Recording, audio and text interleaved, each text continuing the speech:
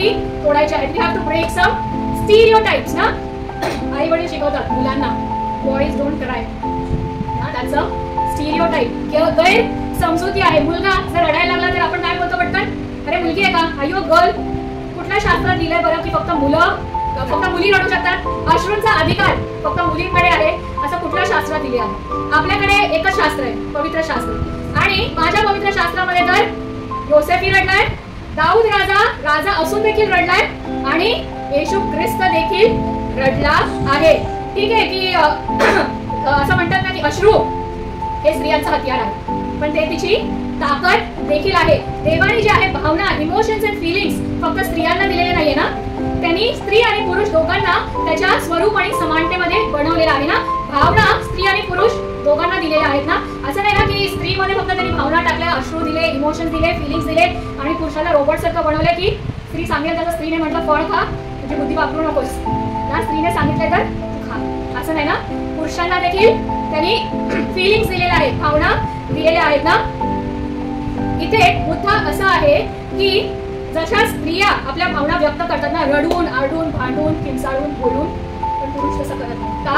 कारण आपण लहानपणापासूनच त्यांच्यामध्ये ती गैरसमजुती निर्माण करतो की पुरुषांना रडण्याचा अधिकार नाही आहे. पण आज भलेही आपण महिला दिवस साजरा करत आहोत, पण आपल्यासाठी आपल्या समाजातील पुरुष देखील तितकेच महत्त्वाचे आहेत, आणि पुरुषांमध्ये देखील भावना आहेत. They also need to express the feelings, they also need to vent out the अँगर, ज्यांचे जे इमोशन्स आहेत ते व्यक्त करणं, बाहेर काढणं देखील खूप गरजेचं आहे ना. मागच्या आठवड्यात मी आणि आशा सिस्टर येत होतो रिक्षामध्ये, आणि आशा सिस्टरने मला सांगितलं त्यांच्या कॉलनीमध्ये, सोसायटीमध्ये तरुण एका मुलाने आणि मुलीने आत्महत्या केली ना. आजचे जनरेशन जे आहे, आजची जी पिढी आहे, एस्पेशली जे जेन झीज म्हणतात, खूप नकारात्मक होत चाललेले आहेत ना, because they are not able to express their self ना. आणि 29 ऑगस्ट 2023 या एका आर्टिकलच्या द्वारे आत्महत्याची जी रेट आहे ती 2.6 times it is higher in Indian men compared to women. आत्महत्याची जी रेट आहे ती 2.6 टाइम्स भारतीय पुरुषांमध्ये महिलांपेक्षा जास्त आहे. का? कारण पुरुष काय करतात, आपल्या आतल्या आत काय करतात, घुटत राहतात ना. का? कारण जर ते एखाद्या स्त्री समोर, आपल्या घरातील आई बहिणी, पत्नी समोर व्यक्त होण्याचा किंवा रडण्याचा, अश्रू ढाळण्याचा त्यांनी प्रयत्न केला तर त्यांना असं वाटेल की they will think that he is weak ना. Emotion is not a sign of weakness, emotions tears is a sign of strength. तर ते व्यक्त होणं पुरुषांनी खूप गरजेचं आहे. त्यामुळे ते stereotypes that boys don't cry हे ब्रेक करणं, हे तोडणं फार गरजेचं आहे. आणि जर आपण आपल्या मुलांना रडगाणे बनवायचं ना, की त्यांना रडायला शिकवा की प्रत्येक गोष्टी ते रडतच राहतील ना, but you need to teach them to express. आणि हे मुलीसारखा रडणं किंवा अश्रूंचा अधिकार फक्त मुलींसाठी नाही आहे. You should teach your next generation. तुमच्या पुढच्या पिढीला तुम्हाला शिकवायचं आहे अश्रूंचं महत्व, एक्सप्रेस होणं, वेंट आउट होणं, हे शिकवणं खूप गरजेचं आहे ना. पुरुषांना देखील त्याची गरज आहे, कारण स्त्री आणि पुरुष दोघांना देखील देवाने काय केलेलं आहे, इमोशन्स दिलेले आहेत, भावना दिलेल्या आहेत ना.